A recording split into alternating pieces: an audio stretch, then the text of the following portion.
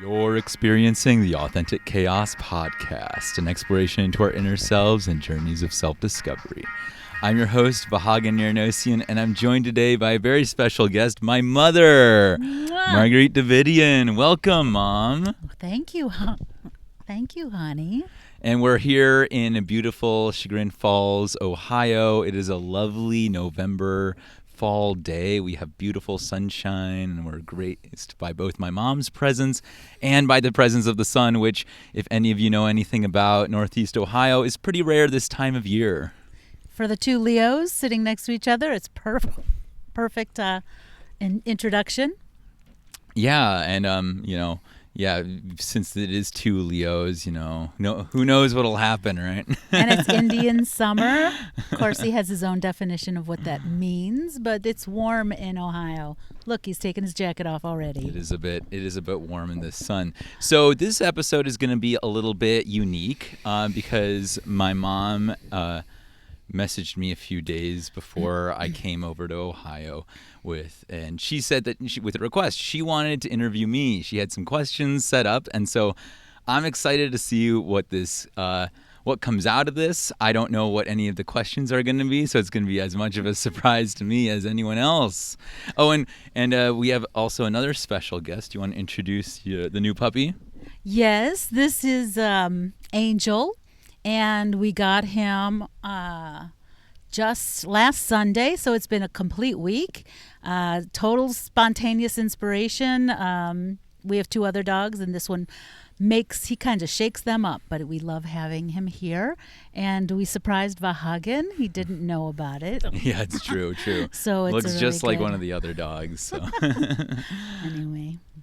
All right. So, do you want to introduce yourself, or give a little bit of give a couple sentences about who you are for the audience?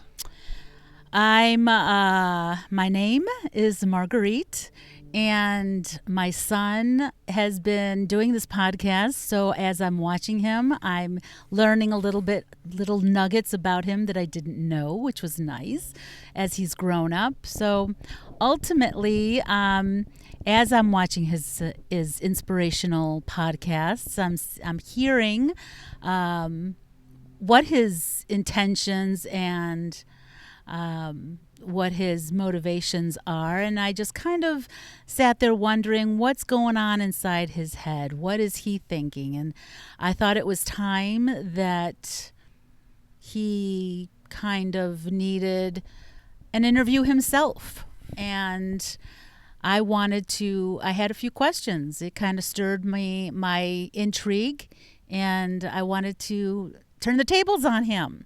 So this was I was going to surprise him with it, but I thought, you know what? He needs to know of my intentions. So here we are. Well, I appreciate you not surprising me with this reverse interview on the episode. So I appreciate that at least. Anyway. Okay. Yeah, no. So ultimately, I wrote them down, all my questions. Not wrote them, but I have them down on my tablet so that I can remember. Okay. So here we go. Yeah. Let's do it. Okay. So the first one is obvious. What inspired you to start the podcasting? Oh, that's a great question. And I do get this question a lot. I've heard it, I believe. Yeah. But so go ahead. What inspired me was kind of like a lot of sequences of unrelated events. I have been going through this journey of figuring out who I am, and I'm very vocal. I'm very I'm very upfront about the things that are going on in my head. I explain a lot of what's going on in my head, and I started doing something that I've never done before, which was I started talking to random people about this stuff, like strangers on the street practically, while in line at a bar or just at a park. Cool. And as I was talking to people, I noticed that some people had similar realizations that I did, even though we were complete strangers. We don't know anything about our each other's life stories. We probably had completely different upbringings, completely different things brought us to the same point. So it was interesting to me that like how can multiple people that have like completely different backgrounds come to similar conclusions about themselves. In addition, I was also doing a lot of reading, and I realized that it's not just people nowadays that came to these conclusions, but people have always been coming to these conclusions of figuring out that like who they are is more than what they were told that they are. And I wanted to kind of share some of this like ancient wisdom or these realizations with other people and put this voice out to say like, hey, if you are someone who is on a part of a journey of figuring out who you are and trying a journey of self-discovery, I want you to know that you're not the only one on this journey. And I want you to know that a lot of us have had similar questions, and I want to figure out like what are the right questions that will get people to start thinking a little bit deeper about themselves. So as you're going to bars, as you're hanging out in the shopping mall, you're asking people these questions? Occasionally, yeah. Not like... And people were open enough to share this stuff to you? Yeah. Because that's amazing. A lot of it was that I would just open up to them. Like I would just start... You would be the one opening up. Yes. And that'll break people, sure. I found that when you're vulnerable, when you open up about these things, it creates an atmosphere of comfort for other people to also remember when I was telling you just yesterday that people are in their own zone. Mm-hmm. They are they're not looking around them. They don't expect you to talk to them. And when you, even with, like I was telling you, I just brought up small chit chat, people are like, wait, what? So the fact that you open up and you divulge your feelings, people just open up to you. You're breaking the ice. Yeah. That's good. That's really cool. And you're right. Like people are so like it's isolated. Very easy to people are more isolated now than perhaps ever. Even though we live in a more interconnected world than ever before, I feel like we're to the point where our social circles are becoming a lot smaller. Even families are becoming a lot smaller. Yeah, COVID didn't help for sure. And so I want to help to reach out to people and like show them that like we are part of this bigger community. Good that for like you. We aren't just... I always thought it was strange, like the idea of why should a family be just blood relatives? Why should you only divulge things to friends? That's because you pulled apart and went to a state that you have no family. I mean, yeah, literally I did. And I had to come up with like build a family there. Right. But I'm also I'm becoming less convinced that like blood is really important. Yeah, it's true. I think family members have a tendency to take advantage, to feel like, oh, we're blood relatives, I don't have to be nice to you. Yeah. There's that too. There's that angle where they cut you off just because you're blood, thinking, oh, we're always going to be family. Not. You have to embrace and respect others, whether they're blood or not. You should respect them anyway. Don't take them for granted. Always love them. Be interactive. And there's not that. Yeah. I think you should respect all life and all sentience, especially because if a being is capable of pain, then why would you want to cause that pain? Exactly. I hear you. Okay, let's go on to the next question. That was a good question. Okay, let's see. What is the most interesting podcast you have done to date, I should say, and why? Okay, so this is an easy one for me because when I was traveling in Thailand, I did a couple episodes, or in Southeast Asia, I did a couple episodes with people that I met on this trip. Mm-hmm. And one of the guys, his name is Jason, and he is this very eccentric the artistic guy. Yes, I like that one. Mm-hmm. And that was one of my favorites because that was actually the episode I was most nervous about. Even more nervous than this episode. Why? Because he seemed like a cool cat. He was a cool guy, but his mind is truly like he Eccentric? truly exemplifies like what I mean by authentic chaos, in that people on the outside look at him and will judge him because he seems to be erratic. He seems to be like have no single train of thought. He has like all of these things going on in his mind at the same time. And because of that, if you don't know him or He's an don't respect intellect. that, you'd say like, Yeah. oh, he's a bit crazy. I'm going to step away, or I don't think there's anything deeper there. I think he's just doing it for attention. But He's got so a lot going on in his head. yeah, and I was not sure if I was prepared to do an interview like that where Help him focus. help him focus. But I didn't even really need to. I mean, I needed to help him for a little bit because he would get distracted and say hi to people. But that's part of awesome. who he is. And then we got into such a deep, like one of the deepest conversations I've ever had on the podcast, where we went into his like personal vulnerabilities of his own like fears and hopes of parenthood, and like where he got a lot of his like right, I source remember of this that. love and this desire to be a good father, and how he overcome came his own like relationship with his own parents Yeah, yeah. to become like That's the person the he beginning. wants. That's where it starts. He seemed to be a guy that had a lot of obviously interests, but when there's a lot of activity in the head, it's hard to stay focused, and that means that's a good thing. I've always, like yourself, I've always been attracted to the eccentric kind of personality, and that's because they're unique. Anything that's out of the norm is more fun to be with. Anybody that's more fun to be with, and they're more interesting. They have a lot to share and to say. And what your interviewing did helped him focus. And it's really hard. It's like counseling what you're doing, honestly. You're helping people stay focused on one topic that you're speaking of, and you help them zone in. And it takes time and effort to do that. You have to be understanding, and you seem to carry that. So kudos to you, honey, for being able to do that. Thank you. Thank you. That means a You're lot. being nervous helps you stay at a peak level of attention. It helps you as an interviewer. I don't know. It's like anything that's stress can be turned into a good thing. Especially when you're interviewing. Yeah, and I try to.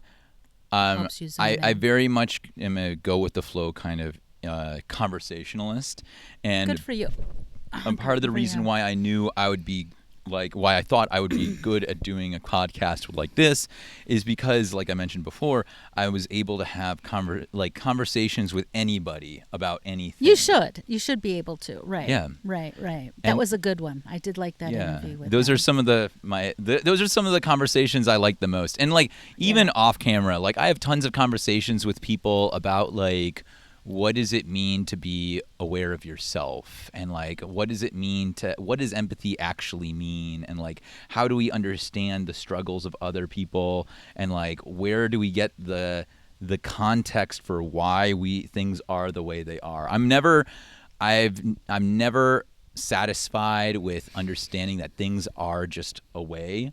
I always want to know why That's good. was. Yeah, and you've always been inquisitive about on any level for anything. Right. And that's why I thought research and development was really a good place for you to be. And heck, that's what you're doing now. You're researching and developing on people. Yeah, because there's no reason why So- the same analytical thinking can't be applied to our own selves. And introspection is something a lot of people don't do. Honestly, that's why that's where my stress level comes from. I try not to introspect. I try to stay busy. I try to distract. And once you do, as a people, once we do our introspection, or looking within, we're happier. We're calmer. We understand whys. Why we're doing what we're doing. And, people don't want to correct their wrongs. It's hard to do. It's something we don't want to do. Do you mind if I ask you a question? Uh-oh. Uh-oh. Go for it. don't worry. It's related on what we were just talking about. Go but for it. you mentioned that you like to keep busy because maybe you're apprehensive to be introspective. But what is so? Why does it feel so scary? I don't know if I want to label it scary. It's just, why is it so scary? Well, where's the resistance? Why? Where's the resistance to being introspective? Why do you feel the need to keep busy?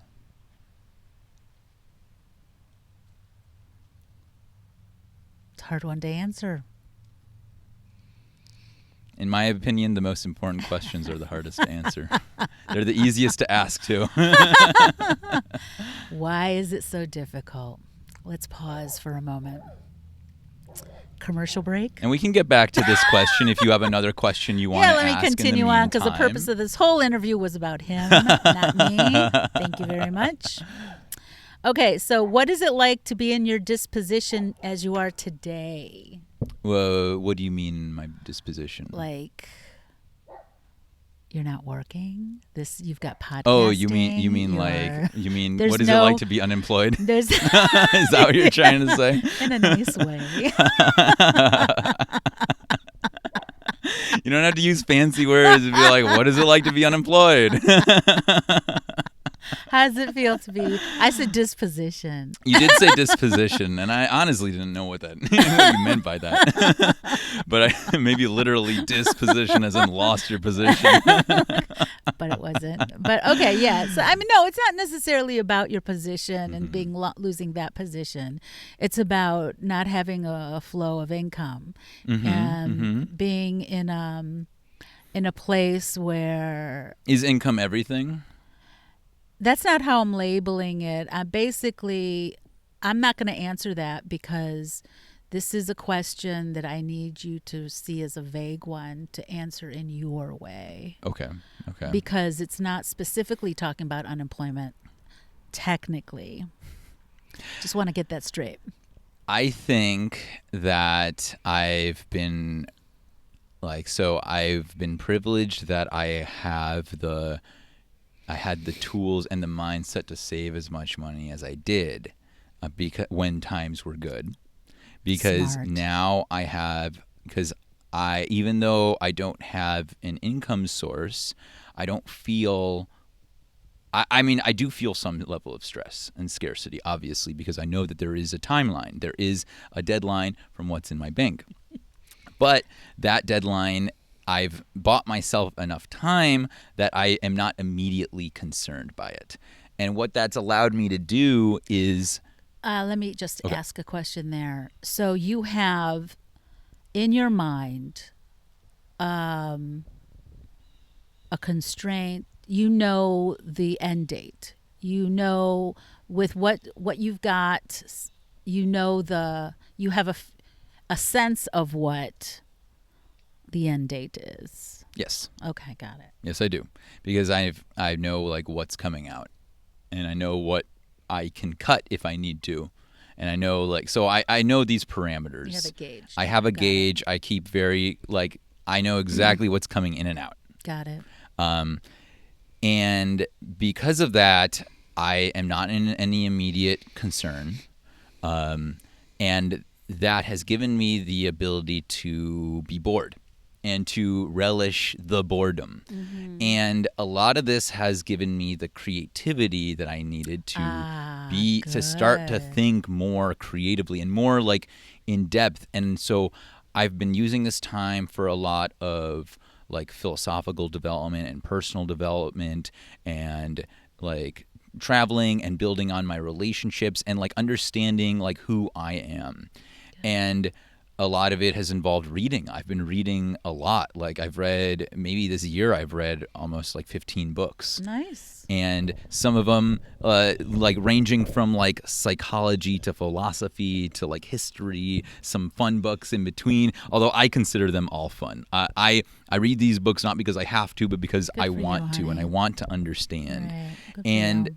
I think I've been getting like like I had a friend in a podcast which hasn't aired yet, but will be airing next in a couple days. After this one? Or before this Before one? this one, but you haven't seen it yet. Where my friend was mentioning that like I am like almost becoming a philosopher at this point, and I do feel that because You've always been of that mindset, though. Yeah. You've always been in like analyzing, philosophizing. Now you're learning about philosophy and stuff and people that teach it or whatever, but you've always had that kind of mindset. Well, I've had more time to really like think more critically and like figure out how to put these ideas into words. Cool. And like how to turn it into like a defined life philosophy that I'm currently building. Good.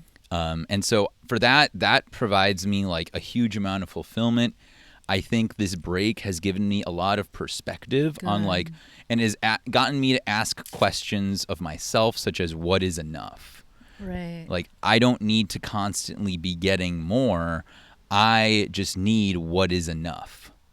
And You mean what your own personal limits are on things in general? Yeah, like figuring out what's important. What do I need to do to choose happiness financially? every day? Financially or otherwise. Okay. I mean, financially is like the easiest way to think of that problem, but it can also be, you can also turn it into like relationships. Like, of course, how many connections do you do need for like you to be happy? How many places do you need to go to be happy? Like, well, what sometimes do you need? you don't know that until you experience it. It's not a mind thought thing. It's something that you have to experience to know those answers. But sometimes especially how many friends do I need to have? What kind of people do I need around me?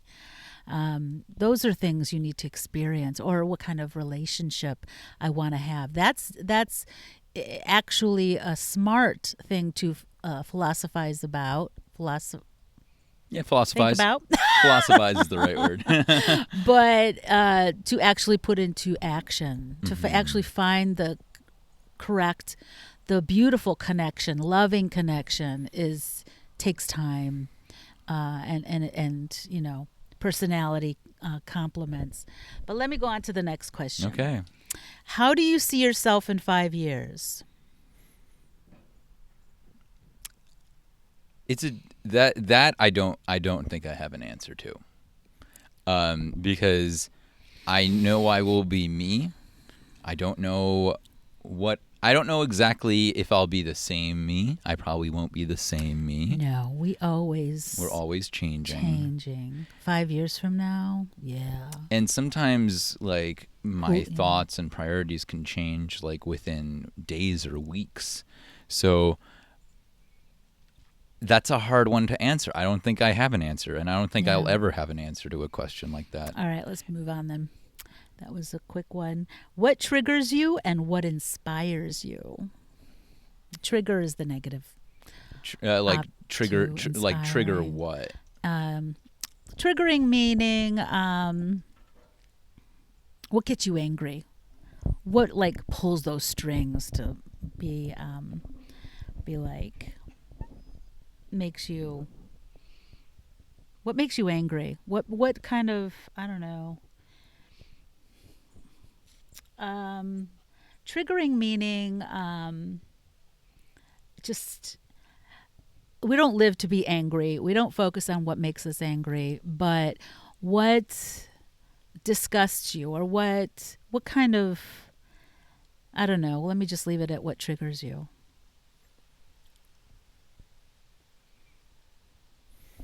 Because we all know what inspires him. We hear a lot of it. Yeah, I have a lot of inspirations, but I don't think I have many triggers. I'm trying to think. And I think the things that spark the biggest reactions in me are like feelings of disgust. Or maybe angry people, angry reactions to which inexplicit I can be actions. Triggered into fear. I'm not usually triggered into anger, but I think angry people or people acting angrily can trigger me into fear. Fear. Angry people trigger you to fear? No, wouldn't you be angry with angry? Wouldn't you be triggered? No, you wouldn't be fearful of them. Is that what you mean? I am fearful of a person that's angry? For sure. Because an angry person could do anything. could get like Yeah, that anger could be used for uncontrollable. it could be used for violence. It could be used to hurt other Heaven, people. It could be used to hurt yeah, themselves. that's a good point. That's a situation where it's like if I came across a wild animal, like an angry bear, like I'd be like terrified of what to do in that situation. Right, good point. So in that case, like, no, not much sparks me to anger. That's good to hear. And part of that is like my upbringing, as you know, like there was a lot of anger in my dad growing Yeah, and up. I think that triggered fear. You were right. You were crying. You were upset. Yeah. You weren't angry. You were not angry. You were not angry with anger. You're right. Yeah. And I think your sibling was. yeah, unfortunately. And it wasn't until years later. But that just goes to show you people are different. Yeah. And how they are reactive to anger. And I do want to say something about anger. I was talking to one of my therapists like years ago about what anger is, and he kind of described it. And from what I understand from like readings I've done myself, is that anger is a secondary emotion. It is a feeling that comes out when you have other feelings that are triggering it. Usually feelings of shame or sorrow or hurt that you don't know how to deal with, and maybe you haven't done that introspection to look into. And so when that hurt becomes so powerful, you lash out into the world. And I think because that is the base trigger of that, what you just explained, is insecurity. If the person is insecure, that's the trigger, anger, because they don't know what to do with the world or whatever you said. Same thing, insecurity. And that's why I try to raise all of you with strong, secure personalities. Okay, let's move on. From your relationship with Grandpa, which was a good one, my dad, who passed away in 2018. And this is 2023, so 5 years ago. Tell me a story that you haven't shared before about you and Grandpa. You had shared something in one of your podcasts, and I was Yeah. like, oh, I didn't know that. I'm like, he's got to have something else he could share that was just as beautiful. So, well, to me anyway. Let's see. Immediately what comes to mind is... And I'm going to share a story once Okay. he's done. Okay. I mean, immediately what comes to mind is one of my like earlier memories of just being at his house. Like this was maybe like during the divorce or maybe right before or right after. I don't quite remember the timelines, but I remember... Wait, let me just interject Okay. here. So Vahagan was 6. Yeah. When we divorced. He and his dad divorced. Okay, we divorced. So So it was probably like 5 or 6. he was around 6, this 4, and time. 2. Yeah. Prior to that, my mom was alive, and she died at 61 when she was 61, and she would have Vahagan. She and my dad would have Vahagan at the house while I worked at my dad's store. So there was a relationship that Vahagan had with my parents that the other 2 children did not have. He was young, of course, and 5 and 6. It was actually birth to 6 that he was with my mom, that my mom passed. So go ahead.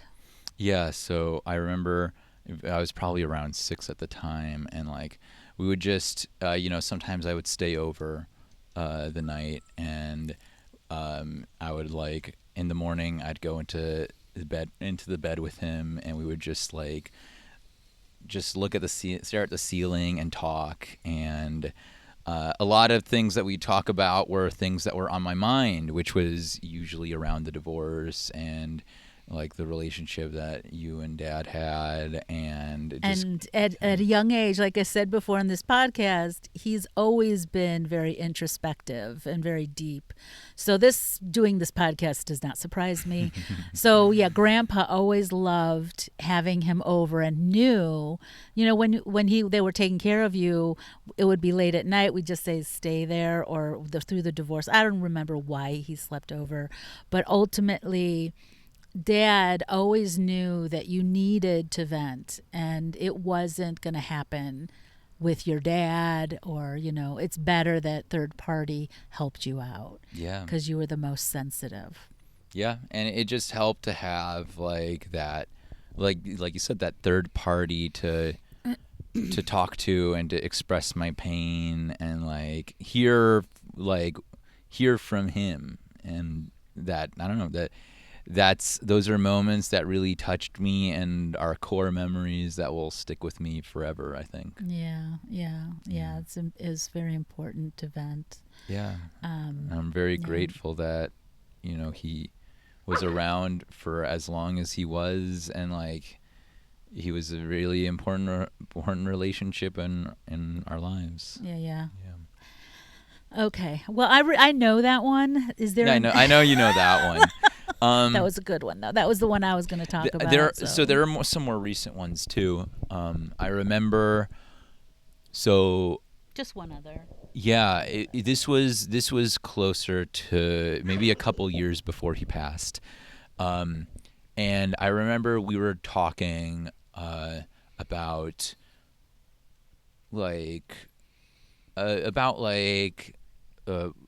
the state of the world or religions or something, and he had told me how he had done on his own reading on other philosophies, reading what Muslims thought and what Jews thought. You mean before he died? Yeah, before he died, and reading on the Buddhist philosophy and things like that. And I thought that really interesting that because so many of us want to think that as we get older, we get hardened into our own beliefs and that we don't want to consider other philosophies. But here he is, because he was on his deathbed. Yeah, maybe This is common for many people. Maybe that's it. Maybe it was because he was on his deathbed. Because he had the priest of the church come to his deathbed. Well, this was before. This was before he was on his deathbed. This was a couple years before that. Oh, okay. Yeah. Okay. So when he was on his deathbed, he definitely committed more to Christianity. Yeah. But before that, we were talking about a lot of other religions, and that he told me how he had done a lot of reading on other philosophies in addition, as well, because he grew up Christian, as many Armenians do, and I think that was inspiring to me as a piece of wisdom to go seek other people's wisdom too, and that helped me that just inspired me to start to question my own beliefs and to really look at what other people have written and what other people thought was so important to write down. And through that, I've found lots of similarities among I've heard of many that. different philosophies and common threads. beliefs. Yeah, there are many common, and that's why I realized that what I'm going through isn't unique to me. No. It's a very common It's thing. a people thing. It's a people thing. Yes. Religion is my belief. Religion was caused to separate us. We're one. Everybody's have the same core issues. All right, let me go on to another one. Don't want to get too deep here. Why not? Of course, that's your thing. That's his MO. Okay, as an Armenian, what does that mean to you? This is my last question. Okay. This is a very good question, and this is a question that You could have been offended by it. I could have been offended by it. I have It's family true. members that would have been. Yeah. Very diverse family I come from. Speaking like Yoda. Let me just interject here. I have 4 siblings. I'm the 4th one out of 5. I have the oldest is, let me just say, he's an intellect. and kind of semi-Armenian. I have that's a brother, the oldest. I have another brother. He's 8 years older. I have another brother that's 6 years older, and he's I think he claims atheist. He's atheist. Doesn't like being told he's Armenian. And I have a sister that's 2 years older, and she's gonna I don't know what. So she graduated in religion. I don't think being Armenian means much to her. Um, and I have a younger brother that is 2 years younger, and he married an Armenian. And I think our being Armenian it means something to him. But we're very diverse. Um, I don't speak to 2 out of 3 of them, and well, now I don't speak to any of them. So it's become a separated kind of family. I'm not proud of that, but that's where we are as adults. We're in doing our own thing. And that's why I think personally, if excuse me for taking this introspectively. Oh no, I mean it's our interview together, right? This Yeah, is basically a conversation. it's a conversation. So basically, I'm a family person, and it's ironic that I come from a family that's split off in all directions. We're talking about Alaska, Washington, and here. So ultimately, even though we're close, some are close, we don't talk to each other. So you learn about family is important, bloodline is important, but who really cares about you and respects you is even more important. And I have 2 solid friends that I feel are closer to me than my family has ever been.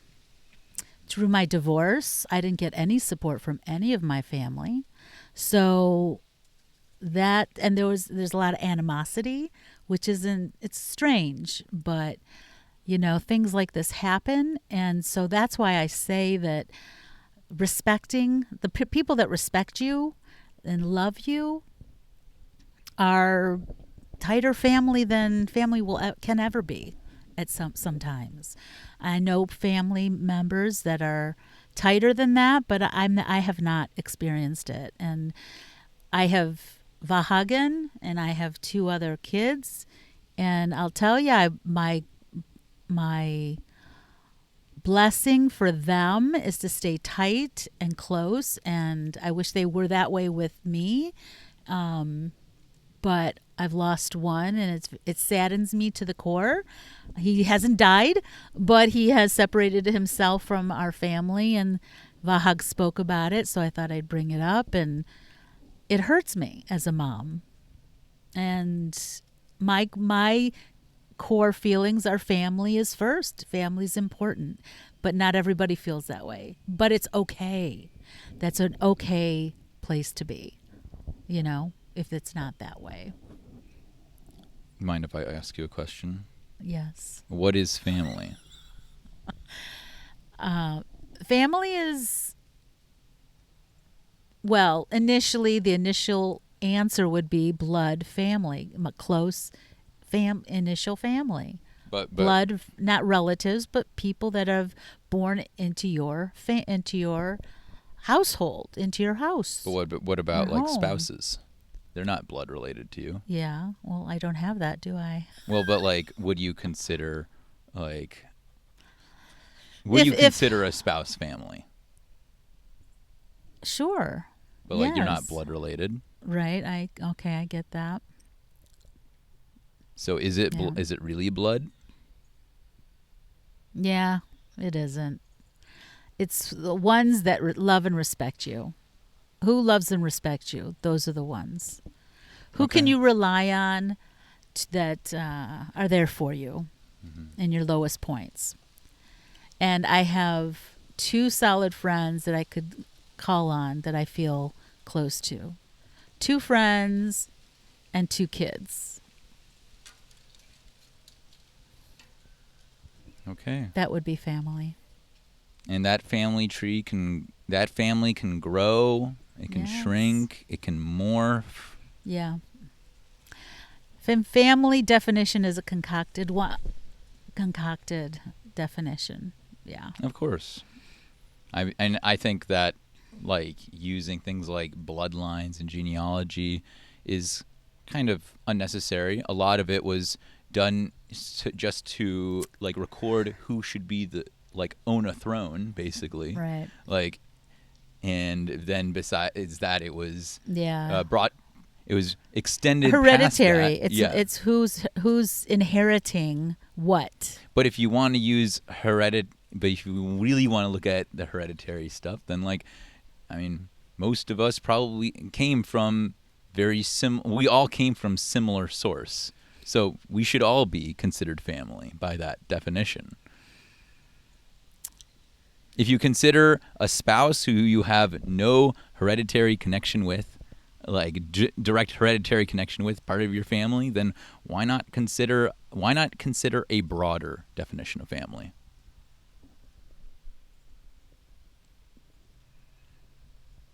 I think the ones that love you and respect you and are there for you should be the family to consider. I think that's a End very of fair. story. I think that's a very fair definition. Yeah, Yeah, yeah. 100%. And yeah. Yes, I agree. There we have it. So back to the question you had about what does an Armenian mean to me. Yes. I was also stricken by the fact that when you were discussing your siblings and their relationship with the nationality, you did intermingle the nationality with the religion.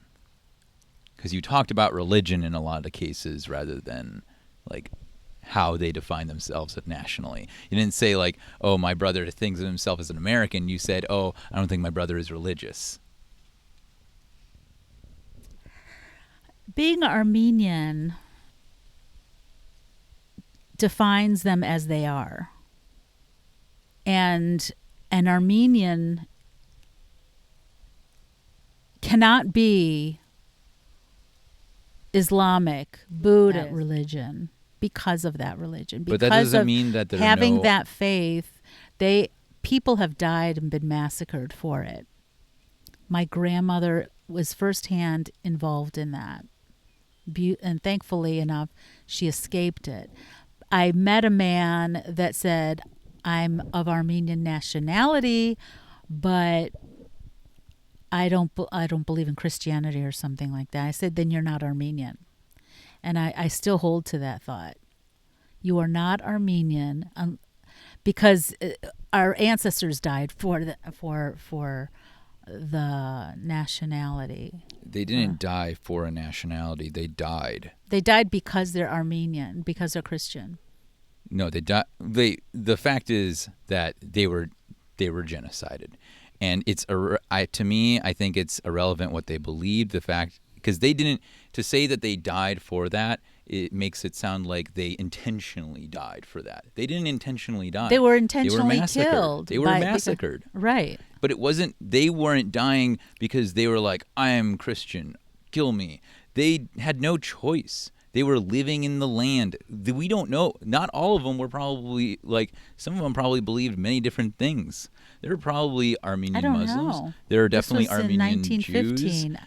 Jews. People didn't think that way. The people in the current century started... They're still Zoroastrians. Started thinking outside of those boundaries. In the 1897 to 1915, which is when the massacre, there was one in 1897, then they tried it again in 1915. World War I camouflaged it, so they got away with it. But that's because the Armenians were of the Christian belief. Well, they were also just ethnically different.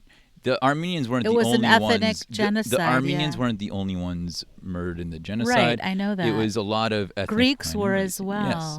But I think it was an ethnic cleansing. I think it's ahistorical to claim that Armenians have always been only Christian. No, they haven't been. They were paganists before. And there are cases Then they of Armenian turned Christian. Muslims and Armenian Jews. Bartholomew and another, I forget who the other prophet, who's the other guy? The prophets, I don't know, Theodorus or something. yeah, Some Greek name. Thaddeus. Anyway, they were massacred because they went from being sun worshippers to Christianity. But that was like 1,600 years between that and the But the genocide. Turks wanted to take over the land. That was the bottom line. I mean, but then that's not related But to I them, just, their the way religion. I look at it is there was a huge sacrifice amongst all Armenians because of that. And to also all of a sudden say, in our modern day, people are, oh, I'll be this, I'll be that, Muslim, whatever. Fine, do your thing. Fine, do your thing. I thought, but okay. But You did earlier. You claimed that religion is meant to separate us apart, It but here you are is. using it to separate the other Armenians who don't believe what you believe apart. Say that again? You're using religion in the way that you say that religion shouldn't be used, or that religion has been used. You're right. Doesn't that seem? I don't know, Yeah, that hypocritical? was like, I was in my 20s, so it was like I was very vulnerable. So would you Then- say that it's okay for Armenians to Today, believe whatever yes. they want to believe? Yes. My view has changed like 180%.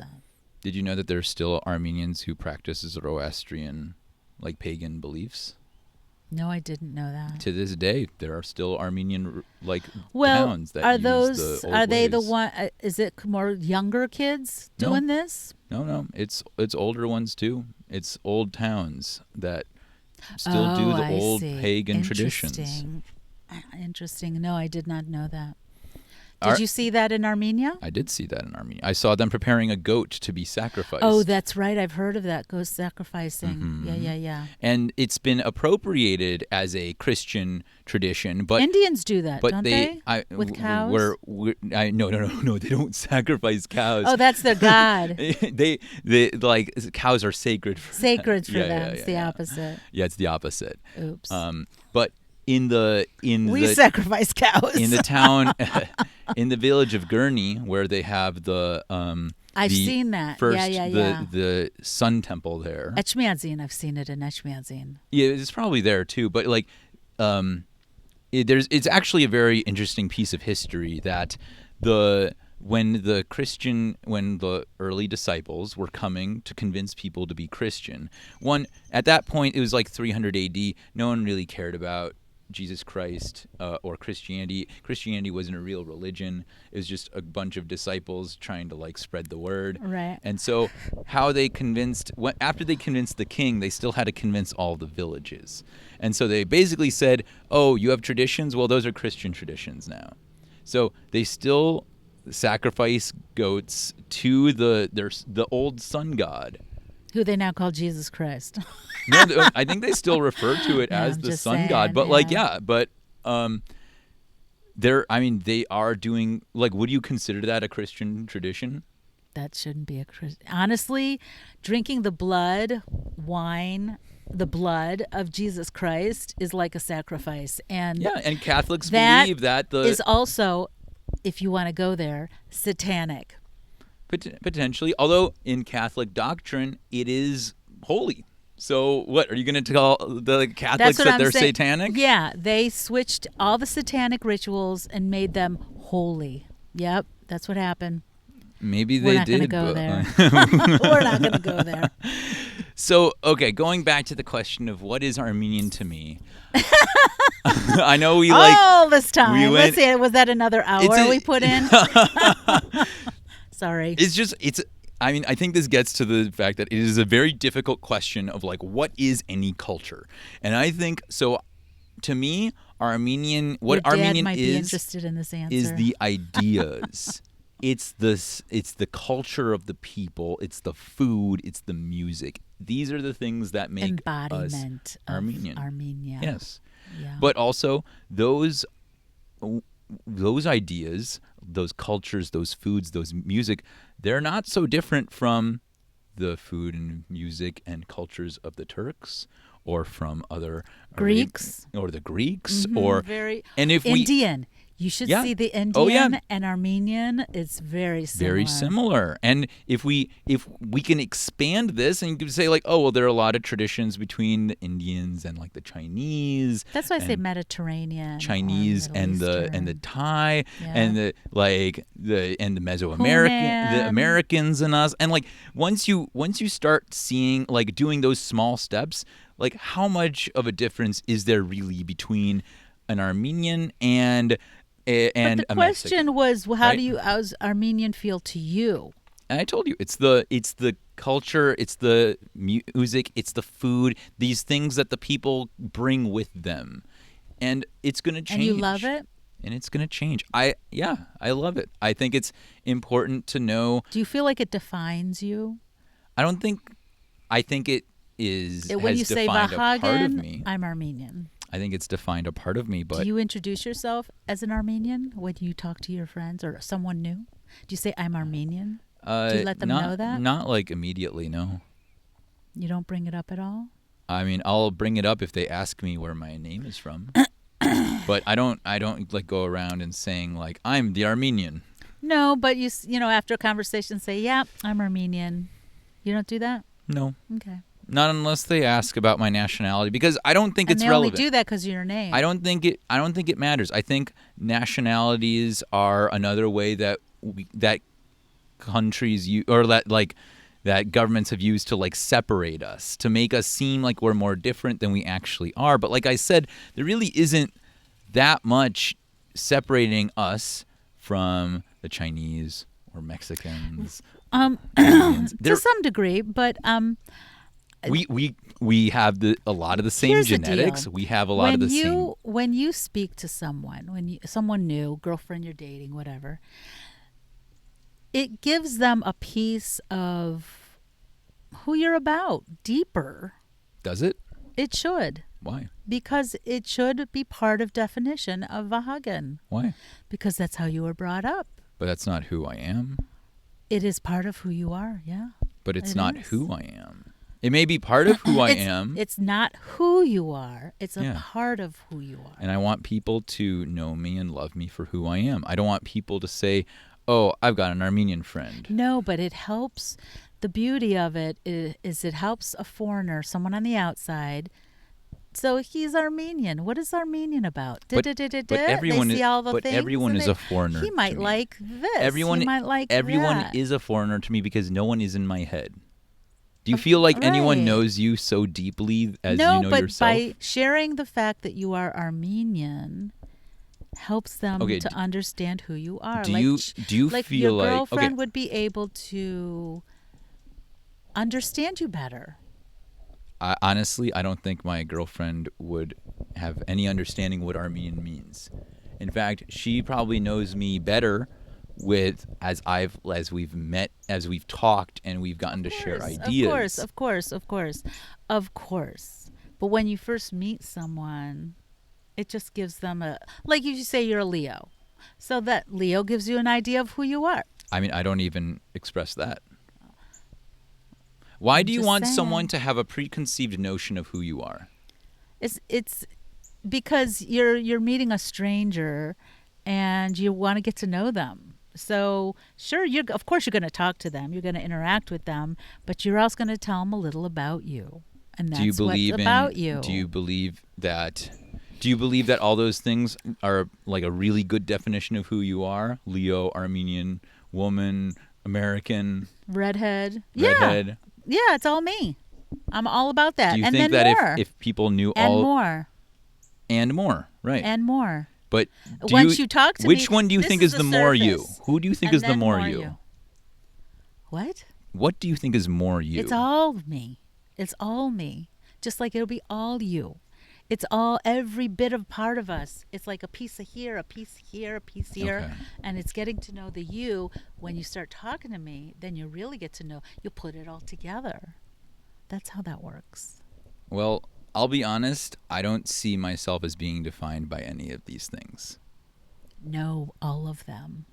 No, I don't see myself as being defined by any of these things. Okay. Because, And this will go back to the question I asked you, which we've been avoiding, but it's time to bring it back.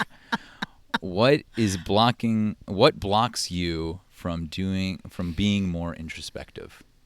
Why do you feel the need to keep busy instead of diving deeper? I'm the one that has been introspective, sharing all the tidbits about what defines you, what defines me.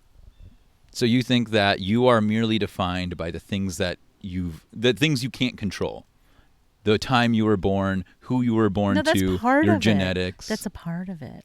That's part of it. Then the more you talk to me, the more you'll get to know who and what I'm about.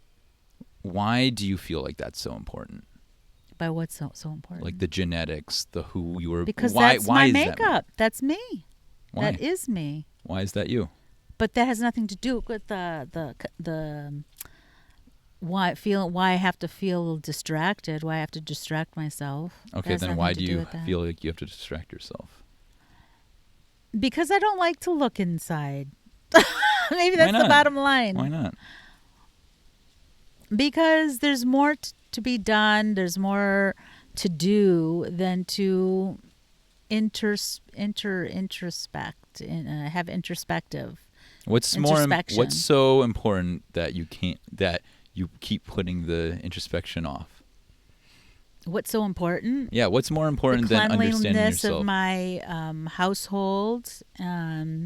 What about the cleanliness of your soul? I feel like that's already been done. Okay, so there's no more work to be done. You are perfect.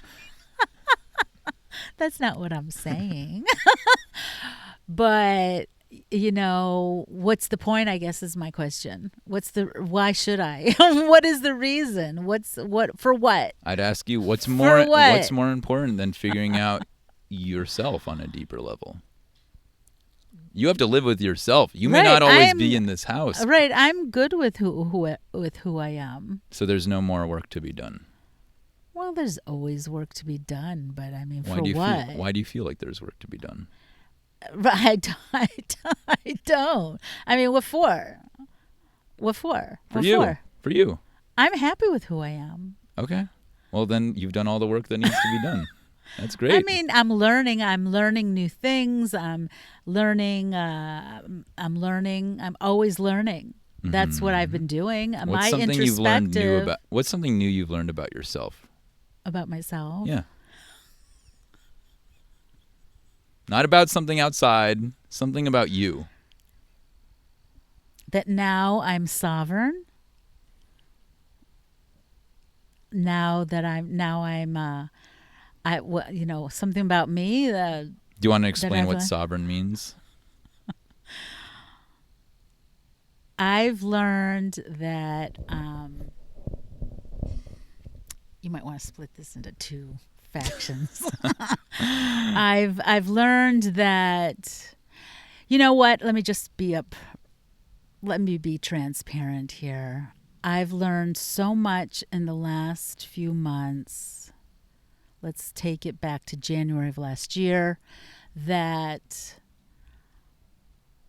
there's so much more to learn. I've been angry about it. I've been, quote unquote, triggered, so that I am doing introspection and learning more information from what we've been taught in our past, but it's good information because it's helping me it's answering all the questions I've had growing up. So I'm learning new things. I'm excited about what I'm learning, and that it's more of intellectual growth than physical, spiritual growth. I think the spiritual is in tangent with my intellectual. So yeah, I feel it's been exciting. That's what I've been doing. So what's part of the spiritual growth you've done while you've been doing this intellectual growth? Since you said that it's been going together, right? Yeah. What do you mean? What was the question? So you said that the spiritual is growing with the Yeah. I mean, I'm learning what life, what our truths really are, and it's helped me understand what's happening around me. And I'm feeling more peaceful and with the understanding that I've learned.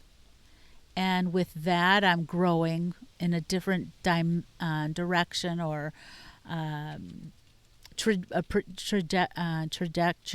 trajectory than I was before, because there was too many questions with the storyline that was before. And currently, in relation to the sovereign bit, basically, I've learned that we all are, or you all are, slaves to the quote unquote system.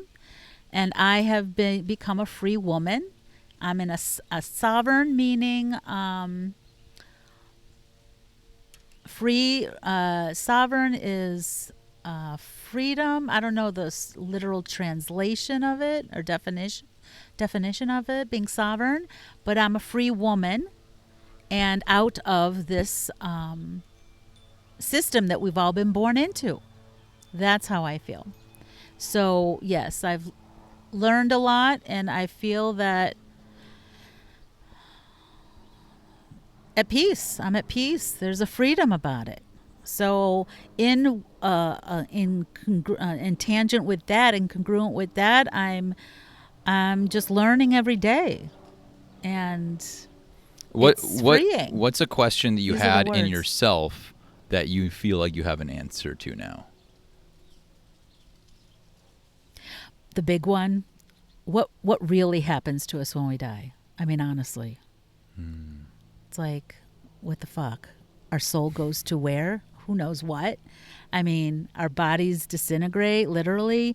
So really, what does happen? So in any case, I've got some answers, What do you? and I'm going what to. is? No, it's kind of answers, but an understanding, a better understanding of the whole. Why is that Are you really an gonna important go there? question to you? Why is it an important It question? never really was. It was just a question, because as a Christian, we settle on what we're told, but it was never understood. It was just we're settled.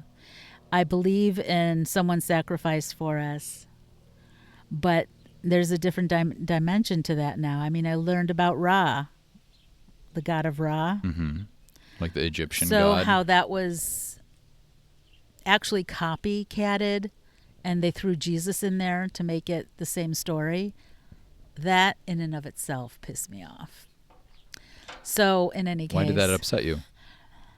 that proved to me there was a lie. There was a lie going on. Like what? The whole Bible's a story of lies. But like Ra was also a story. Well, I think the lie is that it was Jesus. I'm like, what? This is a story of Ra, not Jesus. So just because it wasn't the original story. Correct. It was concocted. It was put together, and that's how the Bible's done. Put together a bunch of other stories, Yeah. and they threw in Jesus and they created their own story, and that's what was. I mean, upsetting. Jesus may have existed. Yeah, I believe so. I believe he was a man that had a family, actually, but that's another podcast. So what is the implication here? What does it matter Such a that deep thinker. that the stories were taken or shared? What does it matter? Yeah. What does it mean to that question that you asked? Well, I just told you. To me, it matters. To me, it's more like a deception. Even though the stories are true, you're deceiving. You're lying. You're effing lying. You're lying. So you said the stories are true though. In other centuries, in other religions, it's all concocted. It's a lie. I don't care how you candy coat a lie. It's a lie. It's a lie. You're lying. Tell me the truth. Well, Okay, does anyone know the truth? Like, what is That's the, another. yeah. That's another podcast. We're not going to go there here. But okay, so I find the question of what happens after we die to be very interesting, because my question is, what does it matter to the living what happens when we die? It doesn't. It doesn't. So then why even ask? Why should it be a relevant question to me, ask? it is relevant. You Why? asked what was relevant to me. Well, why do you think it's That a one relevant is. question? What? Why do you think it's a relevant question? You asked it. Yeah, I know, but I'm asking you why you think it's a relevant question. I'd like to know. How come? I don't know. Curiosity. Do you think you would live your life any differently? I don't know. Probably not. So then why? Mom passed. Yeah. So what I know now makes more sense. I believe now that the spirits goes to someone close by, close to your family. And I believe that Anais, his cousin, my niece, who lives in D.C. now, I think that that's where her spirit is. Grandpa, on the other hand, I have no clue what happened to him. Mm-hmm. Well, why do you feel like your mother went into Anais? She likes the same things. She's her namesake, which is coincidental.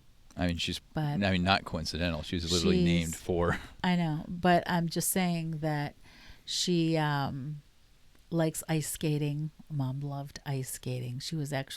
Anais is actually good at ice skating. She likes medicine. Mom loved medicine.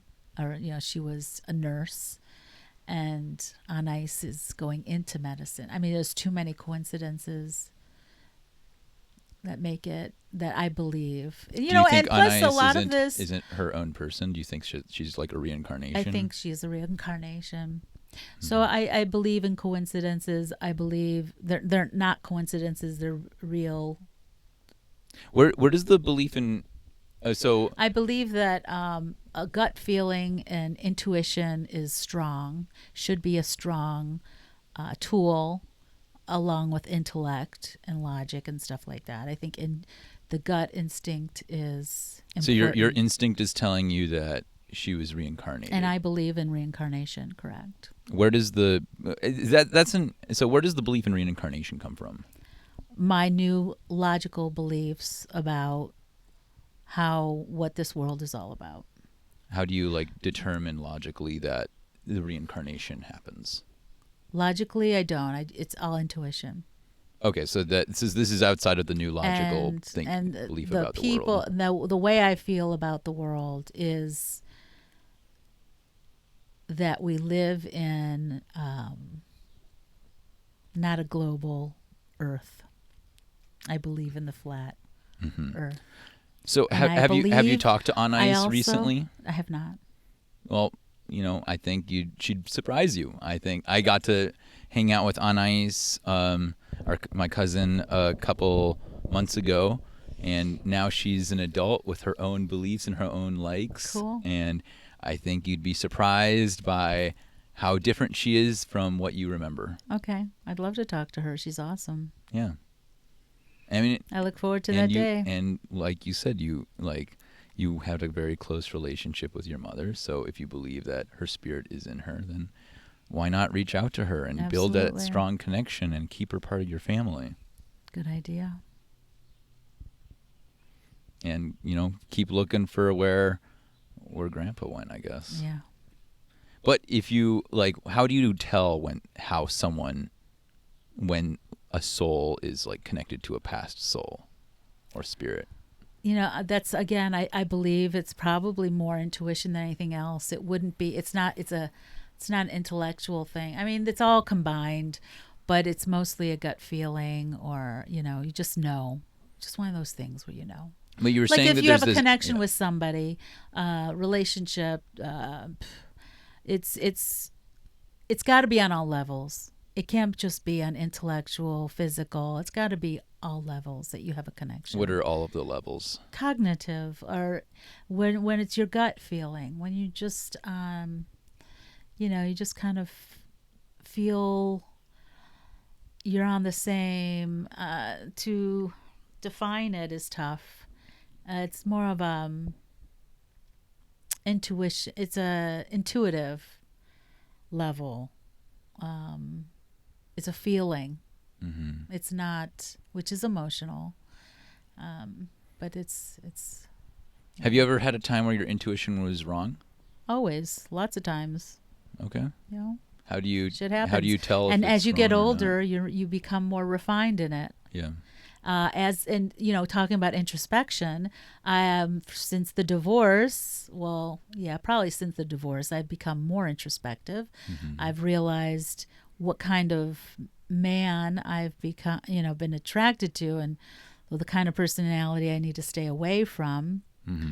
So in that 30s to today, I 20 years I've been refining my my cognitive, not intellectual, because that's usually wrong, but my instinctive. I've been refining the restinctive. I've been refining the the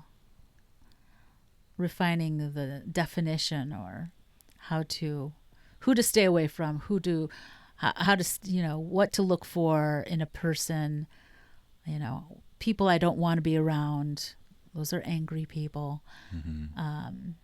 Just keeping positive, happy, um, encouraging, uplifting personalities around me.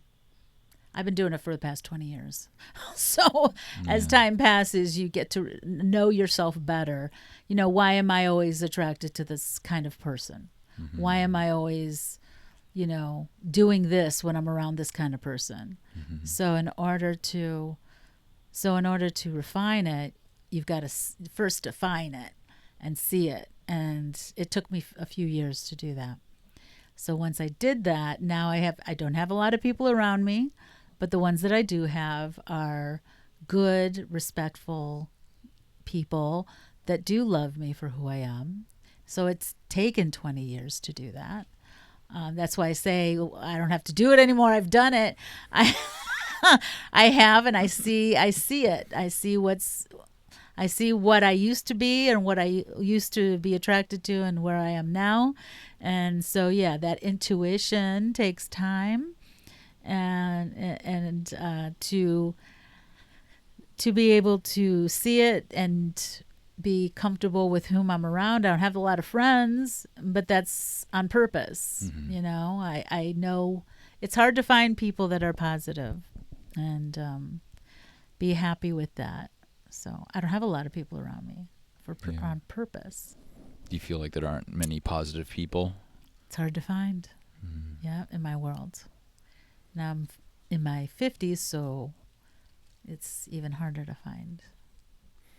What advice would you share to people like me in their 20s or 30s who maybe aren't as, maybe don't trust their intuition as much now? Like, what advice would you share to help them like grow that intuition? I think what you're doing here is ideal. Learning about yourself. If you are hanging out with friends and you have a few that you're not quite comfortable with, and this is all gut feeling, it's not intellectual by any means, because you might have great conversations with them. But if you feel that you're not comfortable with them, I would say find out why, because it's not just about introspection, it's about learning about the interactive. I've always believed that romantic relationships should be interdependent. And that means where you can have your lives together and love each other together, but you need to be able to be apart from one another as well and be strong as well, not too dependent on one another. So if there's someone in your group of friends that you're uncomfortable with, find out, why are you feeling uncomfortable? Not intellectually or physically. Why do you feel like it's uncomfortable to have them around you? And then if there's something there, their sarcasm, their anger, whatever it is, they're triggering you for some reason, or they pull those strings that you have, then you need to take eliminate them from your circle, because that's negative frequency, it's negative energy. You don't need it in your life. You need positive, uplifting energy. We're all energy.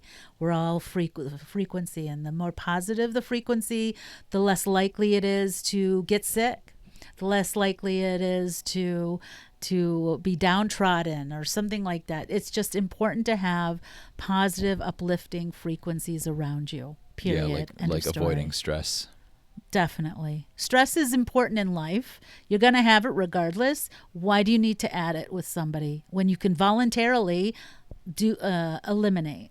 Eliminating sounds strong, but I mean, like, slowly see them less. Yeah, we're not advocating to murder anyone here. Do not terminate.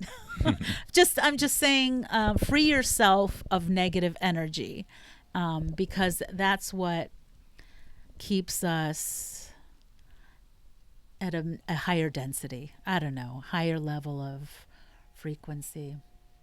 That's some good advice. Good advice. Yeah. Feel what your relationships feel like. If things aren't feeling good, then that means that there's a need that's not being met within you, or someone is crossing a boundary. Respect your boundaries. Respect yourself. That's it. Respect yourself. And you know what? That's the core. I think from childhood till my 30s, I didn't respect myself. All right, let me take that to 40s. It's okay. I think a lot of us don't, a lot of people don't respect themselves for The problem long was time. I allowed the negative personalities in my life through high school, college, even after college, whatever. 40s. Okay, let's go 40s. So I allowed that into my life, which allowed me to make the wrong decisions. I'm not saying your dad's a bad decision because I have you guys, but I'm saying having negative people in your life is definitely going to take you down the wrong path. Period. Mm-hmm. Do you have any advice for me? I'm always having advice for him. Lately, he doesn't listen to me because he thinks he's above it all. But, no, I'm not gonna, there's no advice that I need to give you. I think that you're intuitive, very intuitive, whether you like to admit it or not.